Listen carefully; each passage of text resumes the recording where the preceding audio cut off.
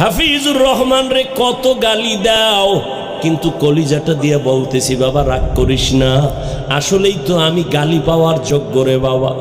আমি যদি গালি পাওয়ার যোগ্য না হইতাম আমার তো গালি দিতি না। আমি আসলেই তো একটা অযোগ্য বান্দা। এই চেয়ারে বসার মতো আল্লাহর কসম আমার মধ্যে কোনো ইলমের গন্ধ নাই, আমলের কোনো গন্ধ নাই। মাঝে মাঝে একা একা ভাবি যে আল্লাহ আমার এই চেয়ারে কেন বসাইছে। এক সাগর পাড়ি দিয়ে এখানে আসছি, আমি আর এক সাগর পাড়ের সন্তান রে বাবা।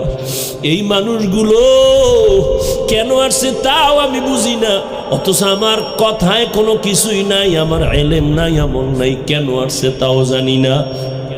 আল্লাহর কাছে এখন শুধু একটাই দোয়া করি, মালিক তুমি আমার সম্মানের জায়গায় বসাইছো, গুনার কারণে ফালাইয়া দিও না রে আল্লাহ। সম্মানের জায়গায় বসাইছো রে মালিক, গুনাহের কারণে তুমি ফালাইয়া দিও না। ও কলিজার যুবক, পায়ে হাত রাইখা বলি, কলিজা দিয়া মোহাব্বত করি রে বাবা। আমি এখানে একটা যুবকেরও হুজুর বানাবার জন্য আসি নাই, ভয় নাই। আমি তোমাকে একবারও বলবো না তুমি স্কুল ছাইরা কলেজ বাদ দিয়া মাদ্রাসায় যাও, দাড়ি লম্বা করে তসবিহ হাতে নাও, পাগড়ি লাগাও, একবারও বলবো না। বরং আমি তোমার পক্ষে কিছু কলিজা দিয়া দোয়া কইরা যাব। আমি শুরুতেও বলছি, আবারও বলি, আমার দোয়া কবুলের খোদার কসম গ্যারান্টি নেই, তবে এই মাঠে বহু আল্লাহর বান্দা আছে আমিন খালি ফেরত যাবে না। আর এটা রসুলের কথা, একজন আর আমিন যদি মজলিসে কবুল হয় সবারটাই কবুল হয়ে যাবে। ও আমার কলিজার যুবক,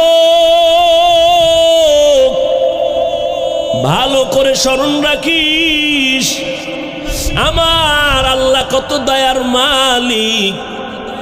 ও আল্লাহর গোলাম, ওই আল্লাহর বান্দি জীবন ভর গুনাহ করিয়া ওড়না মাথায় নিয়ে চলে।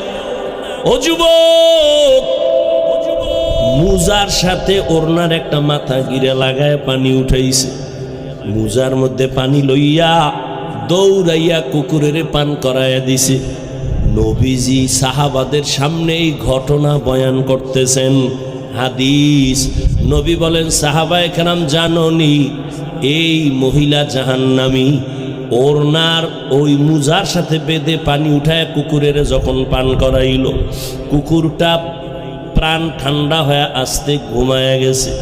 আল্লাহর নবী কয়, ওই মহিলা পানি পান করানো মাত্র কেমন যেন একটা গায়েবী আওয়াজ আসতেছে, কে যেন অদৃশ্য থেকে বলতেছে, ও আল্লাহর বান্দি, জীবনে যত গুনাহ করেছো, আজকে যে কুকুরের পান করাইয়া আরামে ঘুম পাড়াইছো, শান্তির ঘুম কুকুর ঘুমায়, এই একটা খেদমতের বরকতে আল্লাহ তোমার জীবনের সব গুনাহ মাফ করে দিয়েছে। আমল আমার মাওলার কাছে নিয়ে দাঁড়াইও, আমল আমার আল্লাহর কাছে আমল নিয়ে দাঁড়াও রে যুবক। আজকে আমিও তো তোমার মতো একটা যুবক সন্তান, প্যান্ট শার্ট টাই লাগায় যদি দাড়ি কেটে রাস্তায় ঘুরতাম, কেউ আমারে বাধা দিত না রে বাবা।